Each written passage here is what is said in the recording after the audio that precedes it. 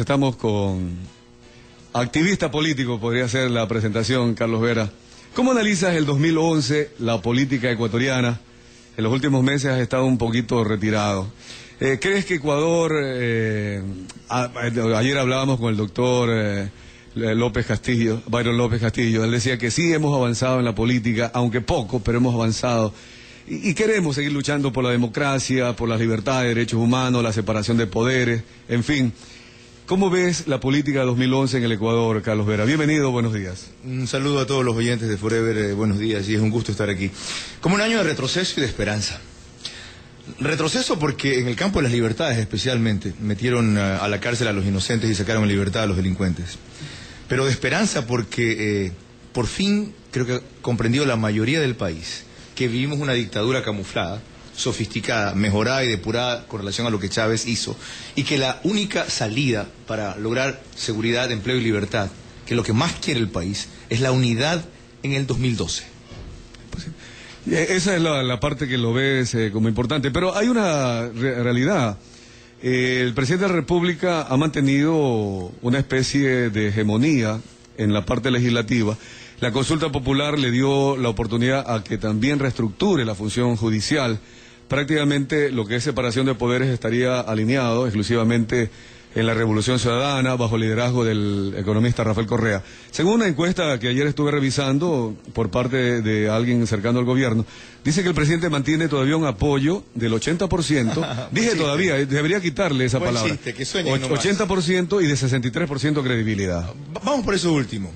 Hay tres hechos la semana pasada muy reveladores respecto a la pérdida de hegemonía que tú bien ilustras. Uno, en la Asamblea no tuvieron mayoría para sacar sus reformas de la ley orgánica, sino las que quisieron los de la oposición en alianza con Independientes. Dos, un presidente 80% popular podía haber cerrado 2 camaroneras en Pedernales.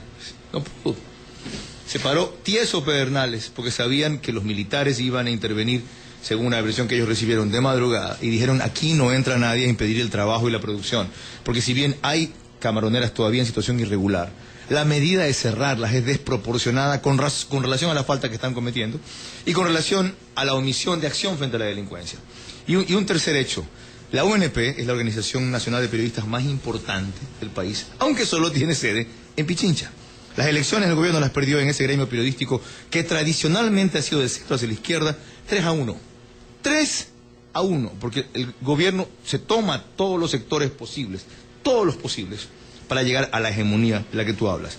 Y cada vez salen más derrotados. Por eso, como tienen menor control, necesitan mayor represión. Ahora, si no interpretamos bien estas señales, el próximo año seguimos dispersos combatiendo un régimen que no ha dado seguridad, que no ha dado empleo y que no ha dado libertad, que ciertamente ha invertido en lo social y en lo educativo, que ha hecho una obra pública a base de corrupción y de un alto precio del petróleo, pero significativa, y que ha aumentado la recaudación de impuestos, entonces la culpa ya será nuestra. Si no entendemos el mensaje que nos está mandando Venezuela, en donde después de 12 años de dictadura, los 5 o 6 aspirantes a relevar al dictador buscan una fórmula de unidad, y aquí repetimos la misma división, con la esperanza de que alguno pase a segunda vuelta, no tendremos nosotros, me incluyo en plural, yo por eso impulso la tesis del candidato único en la tendencia principal del país, de centro izquierda a centro derecha.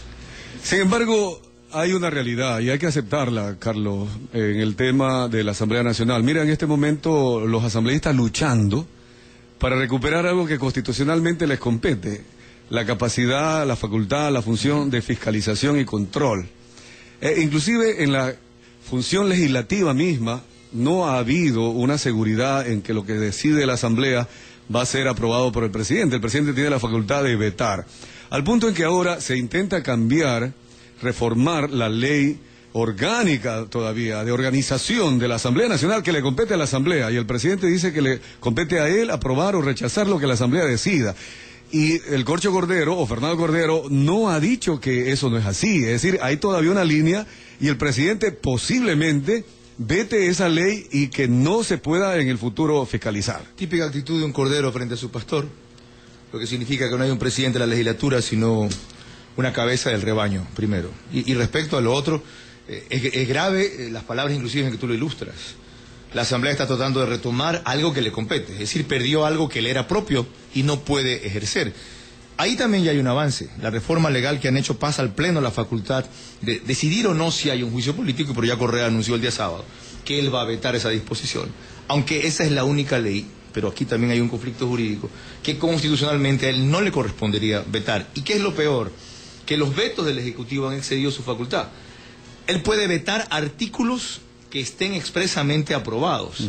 Él en el veto incluye artículos nuevos, es decir, se excede en su facultad de veto. Otra característica típica de un tirano y dictador. Pero más allá de eso, ¿qué es lo que busca alguien cuando quiere consolidar el poder total? Cubrirse las espaldas porque sabe que son frágiles y tratar de mantener una ficción de popularidad que son en las encuestas del gobierno dicen que es 80%. Que todavía tiene una aceptación alta Correa en 4 parámetros, no cabe duda. Intención de voto de 40 a 42% si las elecciones fueran hoy. Es decir, que hoy él ganaría una primera vuelta si el opositor no tiene hasta 30%. Popularidad de 50 a 55%, aprobación de su gestión de 55 a 60%, credibilidad de 45 a 50%. Que con todo el desgaste que ha tenido son aún indicadores altos, pero jamás es Correa invencible. Esa es la idea que nos quiere meter la propaganda del gobierno en la cabeza. Hablemos de los partidos políticos. Siempre aspiramos que los partidos políticos recuperen su protagonismo, porque es necesario que exista un oficialismo y también la oposición, el que crea el balance. También en la Asamblea se espera que en algún momento los partidos, ahora los independientes, se han sumado a la oposición por el tema fiscalización. ¿Cómo ves el tema de los partidos políticos? Todavía en lo personal no hay un protagonismo recuperado. Luz roja, y no por prostíbulo, sino por alarma. Luz roja. Aprobados están, hasta donde yo recuerdo, el PRE o reinscritos. Sociedad Patriótica, Movimiento Popular Democrático. Ruptura de los 25. Ruptura todavía no logra, sino el otro movimiento MPD y el de Jimmy Jairala, el Centro Democrático. Son 4. ¿A nivel nacional Centro Democrático también? Bueno, tengo regional, anotado en mi lista. País, ok. Están aprobados 5. Alianza País, tienes razón. Ya, Alianza 5. País a nivel nacional. Lo que no han entendido algunos movimientos y partidos ahora, y por eso tú decías también con razón que en los últimos meses he estado fuera de la esfera pública. Lo que no han entendido, y yo sí lo entendí, es que el pastel es limitado para el número de invitados. Es decir, esta vez no pueden firmar 2 adherentes al mismo partido, como antes tú podías firmar para que se lo reconozca. Y por lo tanto cada vez queda menos cantidad de gente que puede firmar. A una agrupación política muy importante le acaban de reconocer de 325.000 firmas que presentó 180.000 con las justas. Le han dado de baja casi el 40% de firmas. A otros le dieron de baja el 25% de firmas. ¿Qué estoy diciendo? Que sea elecciones el próximo año o muerte cruzada de repente porque a Correa se le ocurre. Los partidos que van a participar son muy pocos y los demás tendrán que verse obligados a hacer alianzas si no se registran a tiempo. ¿Qué partido grande otrora se queda afuera? El Partido Social Cristiano y la Izquierda Democrática. No se han registrado hasta ahora. Yo como vi que no tiene sentido que yo presente firmas, porque sea como sea que las presente, a mí no me las van a pasar. Y me van a exigir, como le han exigido algunos movimientos provinciales, arreglos por debajo. Es inútil que haga otra vez el esfuerzo, aunque si logré 1.350.000, podría lograr 180.000, que es el mínimo para un movimiento nacional. Y más bien me una a la fuerza más afín a lo que hasta ahora hemos impulsado con el equipo que hasta ahora hemos agrupado. En eso estamos. Pero entonces no va a haber los partidos políticos, no va a haber oposición, porque no sé cuál sería el termómetro para medir cómo estaría la medida Sociedad Patriótica, Partido Roldosista Ecuatoriano, por ejemplo. Yo te puedo hablar de lo que tiene como intención de voto el líder de Sociedad Patriótica, entre 8 y 12%. Es bajo.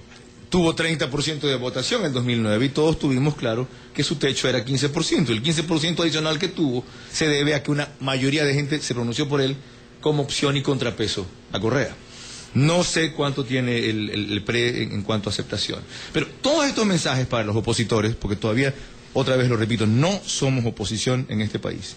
Y a eso también se debe la fortaleza de Correa. Es decir, no hay una plataforma de gente que se oponga con un programa básico mínimo común, con acuerdos legislativos o agendas nacionales mínimas, con un proceso de primarias o de selección de candidatos de unidad, con una propuesta de gobierno mejor y distinta, con un equipo identificado de quiénes van a ser los que van a estar en el poder para saberlo antes y que no aparezcan narcotraficantes o negociadores de la guerrilla después, ¿ya? Y sobre todo con la forma en que se van a asignar o repartir las cotas de administración, gobierno o poder legítimamente para cumplir esa plataforma. No lo hay. Si vamos otra vez dispersos, Correa nos va a dar una paliza. Ahora, esa es una posibilidad que existe y que la oposición está trabajando. Muchas personas dicen no va a haber oponente para Rafael Correa. A la vez pasada conversábamos contigo acá sobre Guillermo Lasso, otras posibilidades, pero no se ha notado por lo menos. Orlando tiene inquietudes. Sí, en el análisis que hace, y me parece bien lo de Pedernales, lo de la Asamblea, lo del ONP, como puntos donde 3 Correa, en una semana, Orlando. Donde Correa no ha 3-0 en una semana. No ha logrado un pleno dominio del tema, ¿verdad? Ajá, penetración. Sin embargo, en el tema de la justicia, para el ciudadano de a pie, sí le ha llegado el mensaje del perdón. Y hay varios ejemplos, no así en el caso del coronel Carrión, que no ha podido a través de la justicia doblegar a un hombre que se mostró muy impecable y férreo en su posición en cuanto a defensa institucional, no obstante que la policía acaba de destituirlo. Vinicio Alvarado perdonó a Mónica Chují, ¿verdad?, después que la justicia la condena. Pedro Delgado acaba de perdonar al gringo Mantilla, pese a que la justicia lo condena. El actual presidente, el director de la CFN, lo perdonó a Emilio Palacio cuando lo llamó matón, ¿verdad? No obstante que lo condenó la justicia a Emilio Palacio. Y ahora Rafael Correa perdona a la JIC. Eso para el ciudadano de a pie, de alguna forma sí le llega, porque se están manejando magnánimamente frente a la situación. Qué importante el punto que tomas y el enfoque que le das. Porque eso es lo que parece, pero no lo que es. Eso no es perdón, eso es humillación. Se perdona a un culpable, no a un inocente.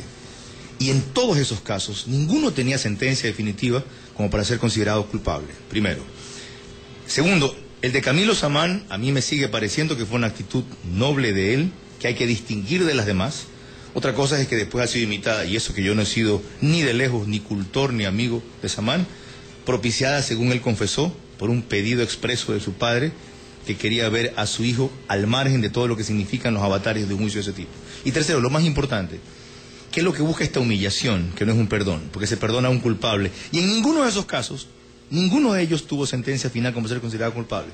Lo que buscan es que el juicio no siga, para que no salga toda la pus que en principio empezó a brotar. El precio que estaban pagando con su desprestigio por las verdades que salieron a relucir era demasiado alto. Y se inventan esta humillación para que la prensa libre e independiente que todavía sobrevive no siga lavando los trapos sucios en la casa. Entonces es una doble victoria para ellos. Aparecer, como tú dices, magnánimos, por un lado. Pero por otro lado, lograr que toda la basura que el juicio comenzó a remover no reluzca. Por último, hay una cosa formidable en el tema de la JIC que acabas de mostrar. Amnistía para los choneros, ¿no? Amnistía para la JIC. Perdón para la JIC. Más propiamente, Correa ha dicho que lo considera un tipo honesto. Él tiene todo el derecho a pensar de la JIC bien si así lo decide. Pero te hago notar la hipocresía del individuo, del tirano, del dictador. Te hago notar. La JIC, y yo lo sé porque fui parte del gobierno de Durán Ballén, fue quien diseñó el gobierno en lo económico y quien creó la idea de renegociar la deuda en los términos en que Correa lo condena. Y sin embargo, Correa ataca a Durán Ballén, pero no a la JIC. La JIC fue amigo íntimo de un muerto que ahora ataca a Correa, de Carlos Pérez Perazo. La JIC lo animó a un error, a meterse en la renegociación del terminal terrestre como uno de los contratistas indirectos, que era un error, pero él, por ayudar a su amigo y a Guayaquil, lo hizo. Y sin embargo, Correa lo omite, pero solo ataca a Carlos Pérez Perazo. Y la JIC, a ese gran amigo que tuvo en el Universo, porque yo me acuerdo que en esa época yo escribía en el Universo, no dice nada, se queda callado cuando Correa le quita el nombre del puente Carlos Pérez Perazo al que nos unía con la puntilla. ¿Ah? Eso define la calidad y la calaña de la clase de individuos que ahora están de acuerdo. Para concluir, Carlos, agradecerte esta especie de comparecencia como activista político. En definitiva, si las elecciones fueran hoy día, el presidente de la República ganaría en primera vuelta. Sin duda. La oposición no se ha fortalecido en el 2011, no se sabe qué va a pasar en el 2012. Pienso que se ha fortalecido, pero no se ha... En los niveles. Así es. Vamos en buen camino, pero no a la justa velocidad. Por ejemplo, si ahorita hay una muerte cruzada, nos cogen con los pantalones abajo, como dirían popularmente. El presidente entonces mantiene su liderazgo. A base de publicidad, de mentiras, de represión, de justicia comprada y de alto precio del petróleo. Claro, así es fácil. ¿Cuál es el proyecto Carlos Vera 2012? Yo aspiro a ir a la Asamblea por una opción que tenga afinidad con mis principios y con el grupo con el que trabajamos. Y de lo contrario, seguiré trabajando desde el Estado llano para que... Esto es una novedad, una primicia, asambleísta Carlos Vera. Aspiro a eso. Y la gente creo que espera eso. Yo desistí hace tiempo de las opciones presidenciales que por accidente tuve en la vida. Yo no soy un desubicado. Te lanzas a nivel nacional, ¿no? No sé, en la campaña. Donde más posibilidades... Por Manaví, por Guayas... A mí, por ejemplo, si se logra instaurar la elección de diputados o de asambleístas distritales, a mí no me molesta ser elegido por un distrito. El peso de un asambleísta no está de dónde proviene, sino de cómo actúa. Sigues entonces en la palestra política. Es el único andarivel que me queda de pelea. Yo no puedo estar en medios de comunicación porque los cierran o los restringen, ni bien empiezo a trabajar en ellos. Muchas gracias, Carlos Vera. Te dejo que tu despedido, un mensaje para nuestros amigos oyentes, en aquellos que te siguen para el 2012. Empiezo con el mensaje para ustedes. Primero, gracias por la música. Ustedes son los mejores cómplices del amor en la madrugada, especialmente. Ya, gracias por la música. Ah, caramba, mira, está contando las intimidades. Yo empecé con esta radio. Con Forever, entonces. ¿A qué hora escucha Forever? ¿A las 2:30, 3 de la mañana? Especialmente los sábados. Los sábados. A partir de las 10 de la noche. Es la mejor música. Quizás Forever culpable del cuarto matrimonio de Carlos Vera. Tiene mucho que ver el nacimiento y la victoria también. Ah, qué bueno. Forever. Entonces, primero, gracias por la música. Y no pierdan esa identidad extraordinaria, donde de vez en cuando incluyen un tema en español también. Me la sé de memoria. Segundo, gracias por la libertad y por el atrevimiento de abrir un espacio en vivo con actores como yo, que yo sé lo que cuesta y yo sé lo que vale a estas horas. Y por último, al país democrático, especialmente a los guayaquileños, que sí hemos tenido un año de progreso, con algunos desfases del municipio, como este puente de las Monjas, que ha sido un desastre. Mantener en alto la bandera porque está en riesgo la alcaldía de Guayaquil. Si Nebot no es otra vez candidato a la reelección. Se quieren tomar la alcaldía de Guayaquil con un candidato que no es del gobierno, pero más gobernista que cualquiera, que es el prefecto del Guayas. Y hasta donde yo sé que ha hecho una buena labor. Entonces, esa es una de las formas en que piensan apuntalar la cuña, que le piensan clavar a esta ciudad. La esperanza está de pie gracias a los 57.000 seguidores que tengo en Twitter y a la gente que se atreve a pensar, a hablar, a decir y a discrepar en medio de la delincuencia que campea en las calles y la represión que campea en las cortes. Muy bien, Carlos. Muchas gracias. Vamos al corte comercial.